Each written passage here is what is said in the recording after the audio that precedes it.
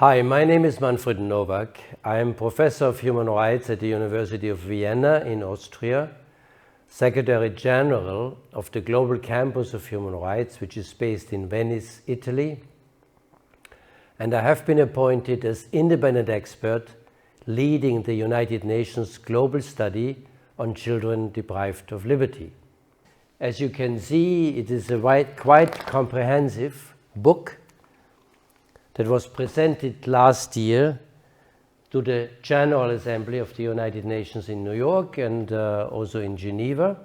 And in the meantime, we prepared a much shorter executive summary, which will be translated into the 5 other languages of the United Nations.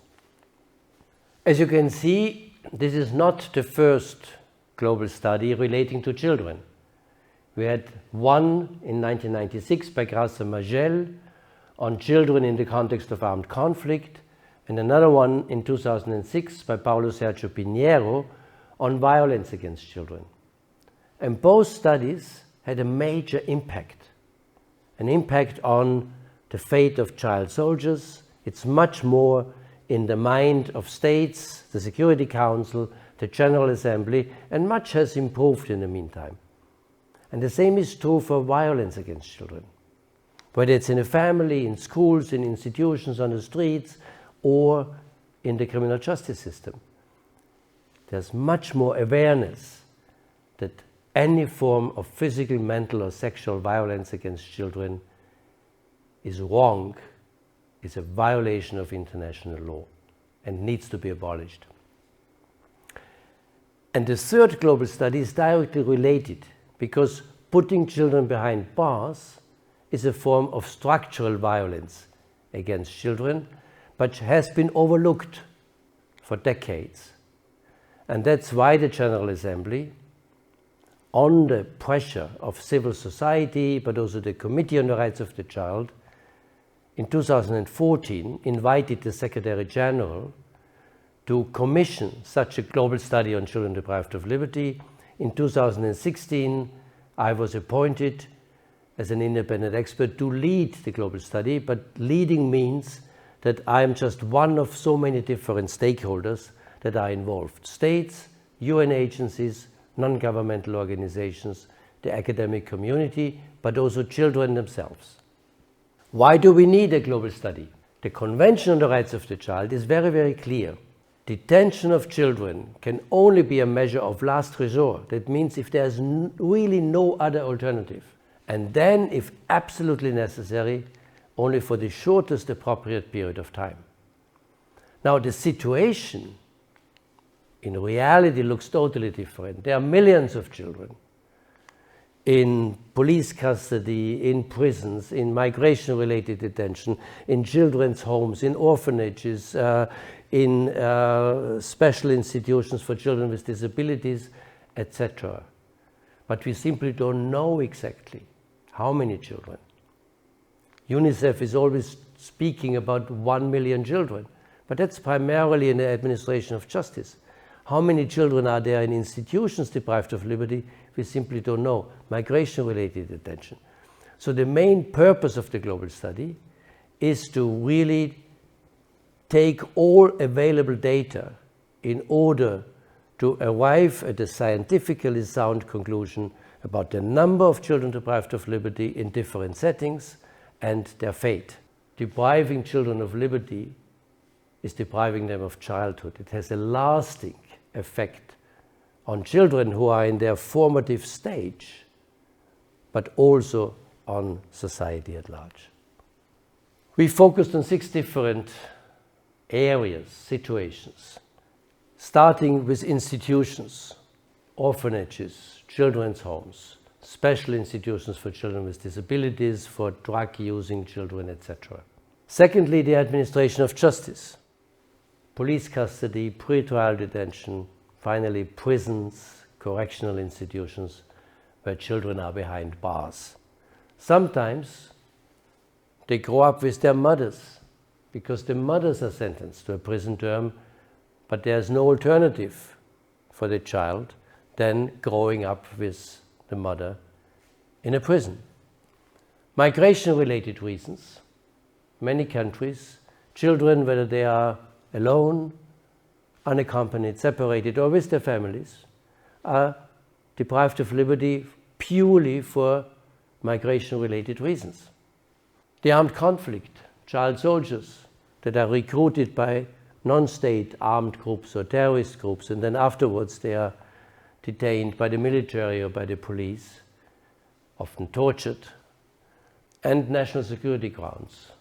Very similar. It's usually because children are accused of terrorism or other national security related offenses.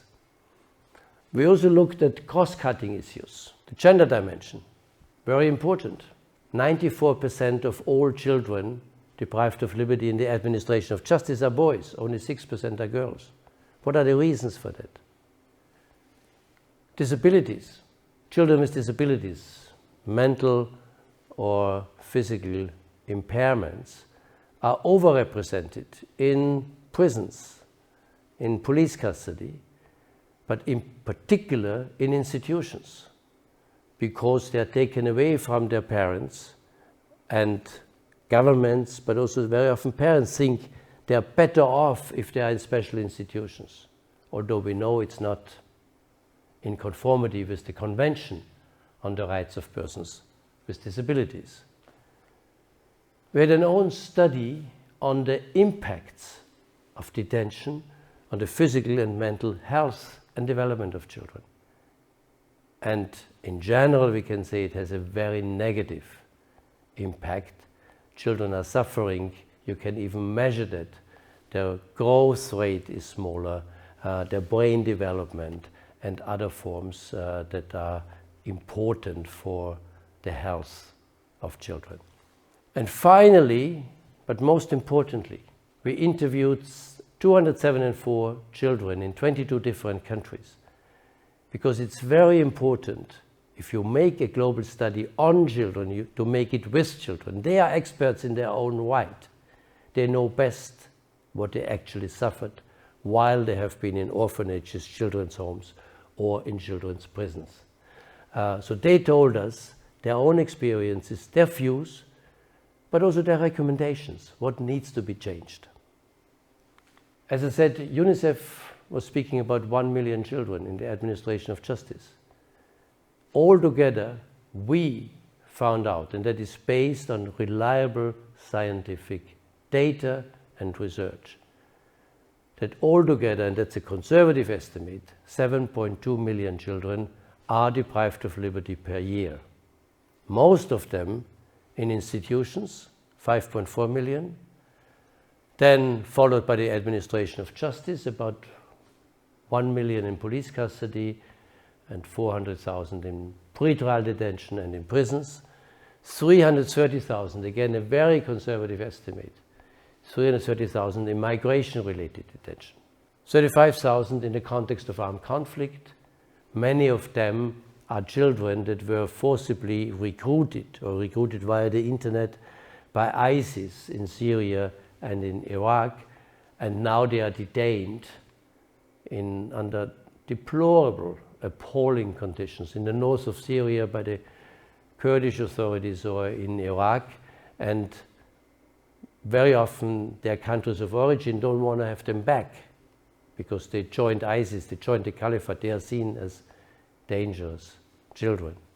1,500 are outside of armed conflict, but also on national security grounds. So because there are sweeping anti-terrorism legislation in many European states, in North America, in Central Asia, and in other regions of the world, where often children are already deprived of liberty for apology for terrorism, for certain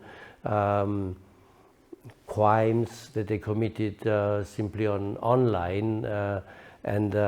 Again, it is very important that these children are not seen primarily as perpetrators. They must be seen as victims. And finally, we have about 19,000 children that are growing up with their mothers, a few fathers, but usually mothers, in prison. That brings me to our most important recommendations. As I said, the highest number of children deprived of liberty is in institutions. So the most important recommendation is deinstitutionalization. In Central and Eastern Europe, the former communist states, for instance, have come a long way in reducing the number of children in institutions. Georgia and Bulgaria, for instance, more than 90%.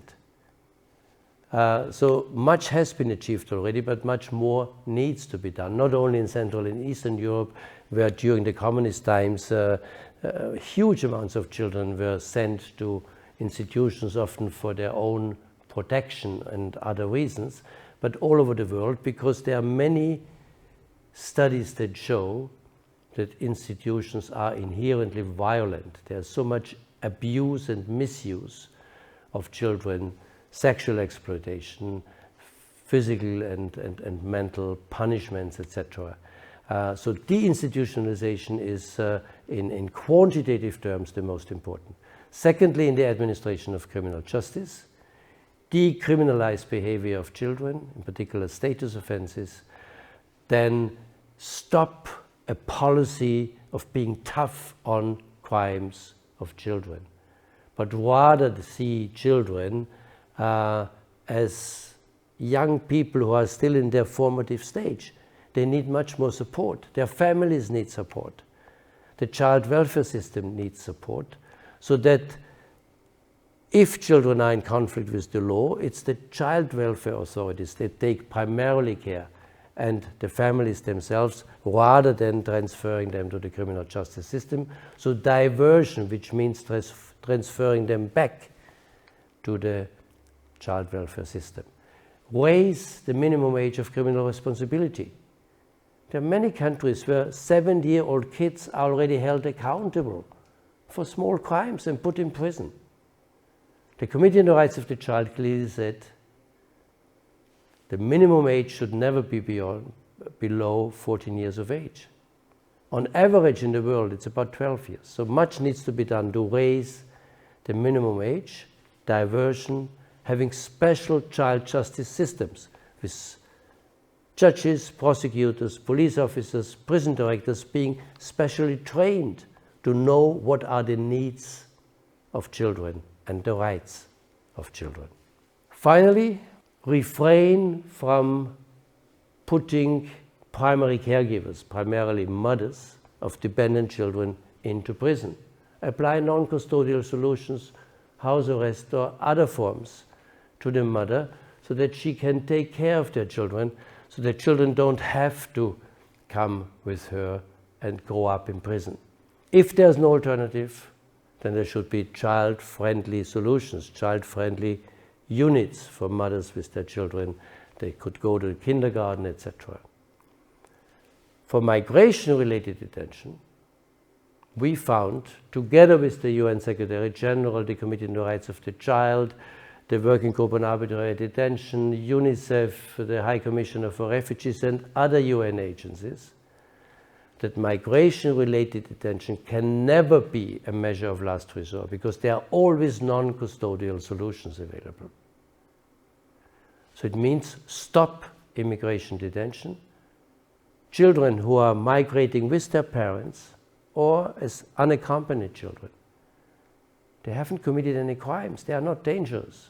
So put them in small care units with foster families, but never put them in migration-related detention, which is particularly harmful for their health and development.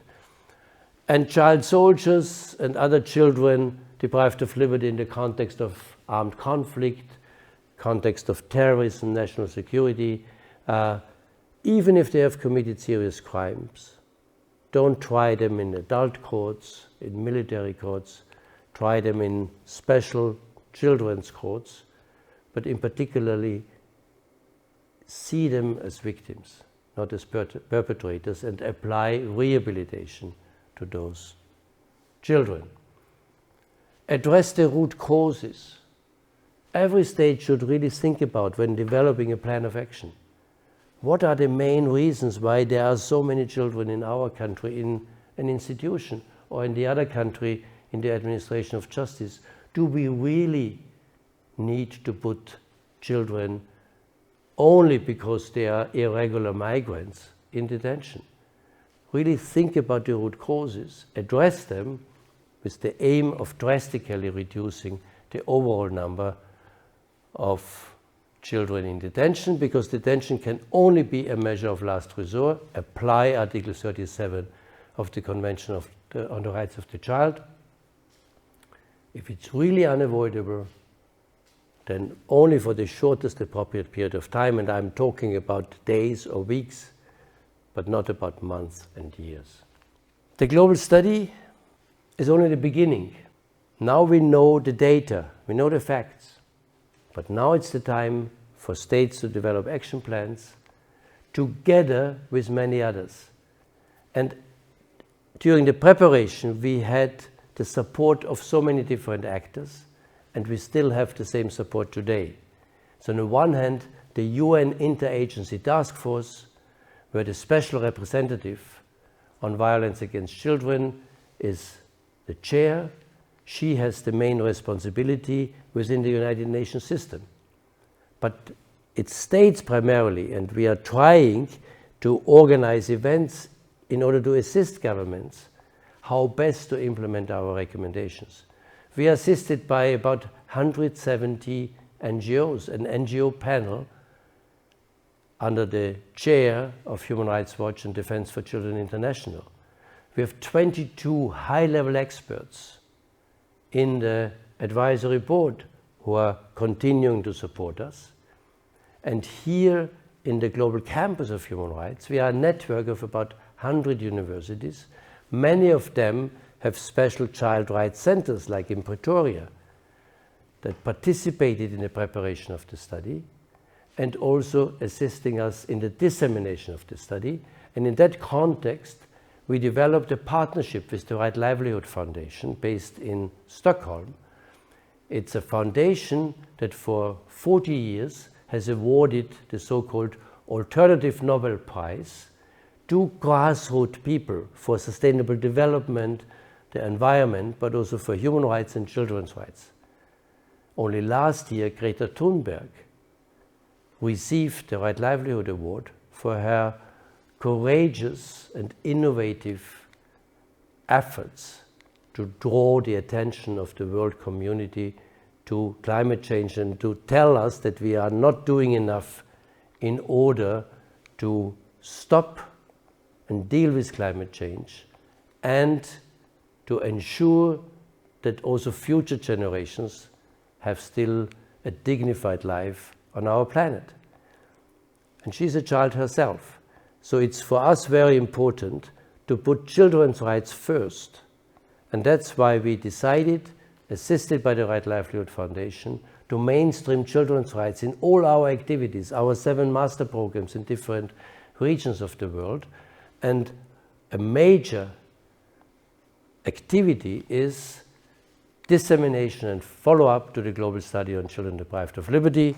As I said, one is already this executive summary, and now we have to go on to find people within our global campus to translate the executive summary in the Russian, Chinese, Spanish, French, and Arabic languages, but also organize further national and regional consultations in order to convince governments, with the assistance of UN agencies, non-governmental organizations, children's rights organizations, to really take the recommendations of the global study seriously, to develop plans of action in accordance with the Agenda 2013, with its 17 Sustainable Development Goals. And there's one goal that says no more violence against children.